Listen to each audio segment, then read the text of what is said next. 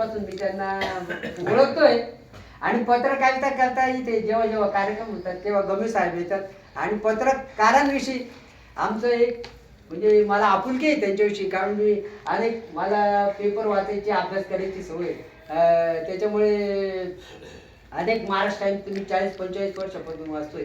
आता 5 जानेवारीला पत्रकार दिन वाटतं तुमचा, हा 6 जानेवारीला येतात, कारण की आमची भाची उपासनी त्यांना 2 पत्रकारांतर्फे काहीतरी हे मिळाले पुरस्कार आहे.